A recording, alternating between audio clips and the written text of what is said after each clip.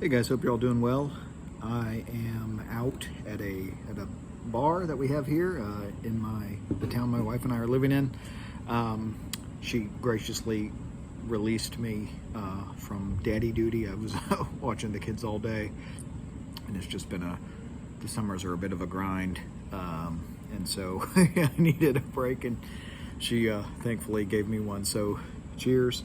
I want to talk about the big scandal that happened yesterday, or the last few days, in the city of Westfield, Indiana. There were several search warrants that were served for this guy named Brett Lemieux, who admitted on social media to forging hundreds of millions of dollars worth of autographs, as well as the stickers that are used to authenticate autographs. So essentially, he was forging the JSA logo stickers, other companies, and he wrote this big, poorly written confessional on social media. And apparently, yesterday at some point, he took his own life. And so that's no matter what someone's done, that's always a tragedy when that happens. Just say that up front. But the guy's made some very serious mistakes in his life, obviously, and felt like he needed to confess his sins, so to speak. But I've always been suspicious of autographs unless I'm actually there in person when an item is signed. Always, whether it's an autograph you get in a pack. I'm less skeptical if it's an autograph I get in a pack, but even then, I've always wondered, what if this is just auto pen? What if this is a secretary signature? What if, how do we know? How do we really know? We're taking the card company's word for it. And essentially, they're giving us their guarantee and saying, trust us. And so with we want the hobby to mean something, and people want these autograph cards to have real value, we trust them, right? But what with all these stickers that have been forged, that have been, all over the hobby, with this guy, Brett Lemieux,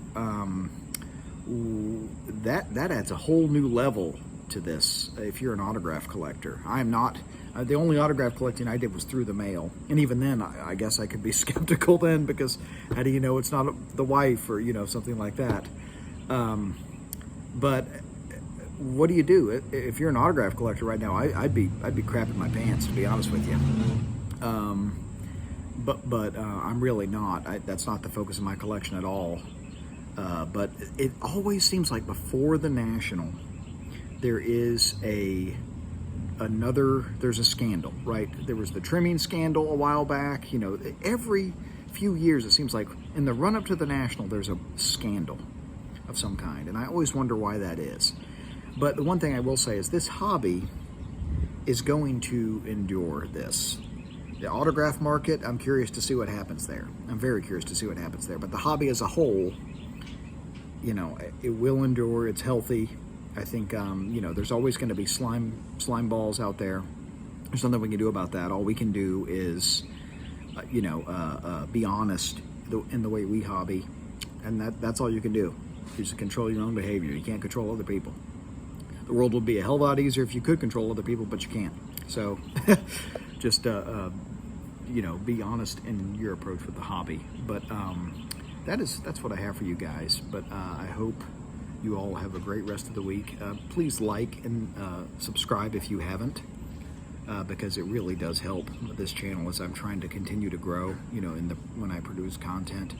But hope you've enjoyed hearing my thoughts. Let me know your thoughts below about this. If you haven't heard of the scandal, look it up, and do a deep read. It's essentially it's a big autograph forgery scheme, and that's at its core, that's what it is. So, but a lot of money at stake in this hobby, and cockroaches emerge.